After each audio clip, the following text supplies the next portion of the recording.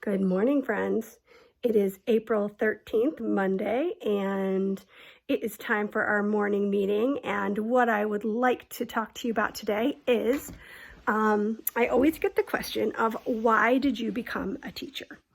And are you noticing anything different about me today? I hope so. And yes, this is my real hair. That's how far I will go to entertain you. That's how much I love you. Oh, are you noticing any else different about? Oh, I think so. So now, friends, I would like to tell you about why I became a teacher. Now, in order to understand why I became a teacher, I have to take you back to fourth grade. So when I was in fourth grade, I had a teacher. We're going to call her Mrs. H. Hopefully I won't accidentally say her name. But Mrs. H was my teacher, and I was very afraid of her. And I was afraid of her for a couple of reasons. One reason was her hair was actually kind of purple. And at the time, that was really weird. Nobody had colored hair back then. Like, it was just weird. And that sort of freaked me out a little bit. But even more than that, what scared me a little bit was she had very long fingernails. Now, lucky for you, Miss Orchid forgot these on Halloween. And so they were sitting on my desk, and I could use them for the story because I actually need them for the story. So she also had really long fingernails. Now, this is going to become very important in my story. So Mrs. H, she was very, very strict, which is okay. You have to be strict sometimes when you're a teacher. It's how you're a good teacher sometimes. You have to know when to put down the law. But she just wasn't very fair, which as a teacher and as a kid, I absolutely hate when teachers or grown-ups are not fair to kids. I really, really don't like it. And she just wasn't very fair. So one of the first times I ever saw her do something that really scared me was when she pulled my friend Costas out into the hall in the middle of the hallway, and she called all the other classrooms out to kind of look at her, punish him. And she hit him with a paddle.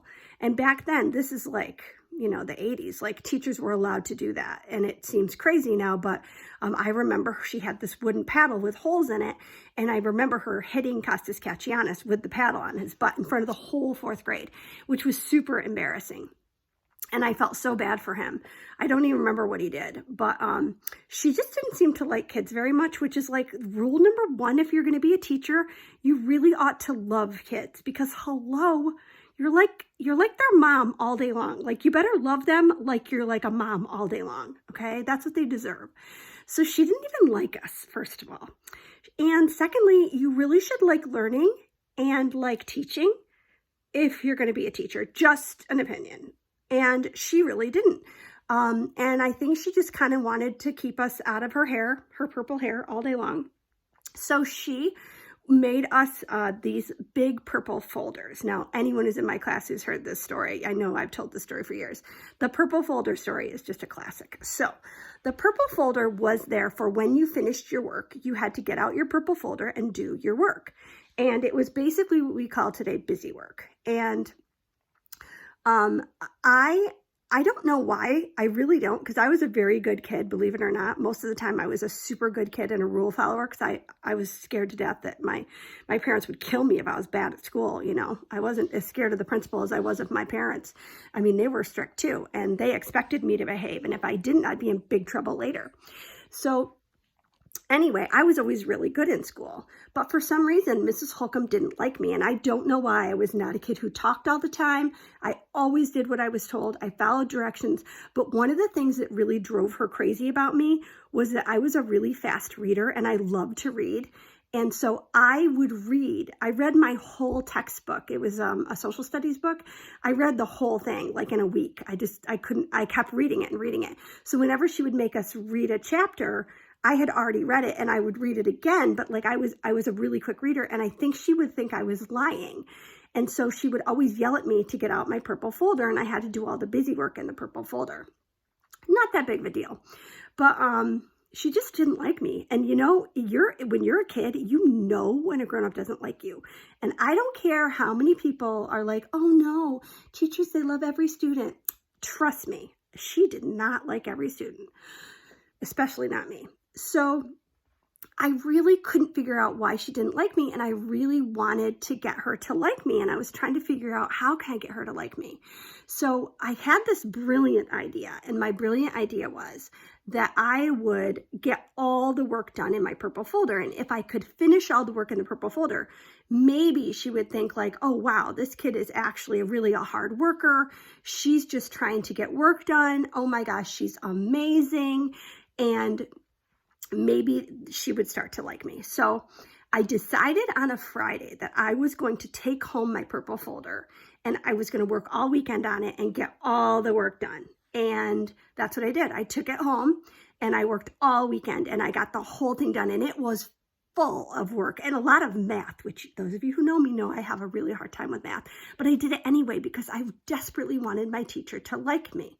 Well, it didn't quite work out as planned, because on Monday morning, I went to school just like normal and did my work just like normal. And as usual, I finished my reading really quickly, just like normal.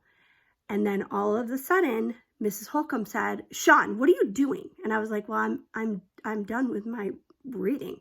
And she goes, "Then get out the purple folder." So I reached in my desk, and as I reached in my desk, I realized something really terrible. I know you already probably guessed what it is. I had forgotten the purple folder at home. So Mrs. Holcomb is sitting at her desk. She goes, "Get out the purple folder." And I said, I don't have it. And she goes, "What do you mean you don't have it?" And I said, I took it home. I wanted to make you happy. I did all of it. I did all of it. I promise I did all the stuff in the purple folder.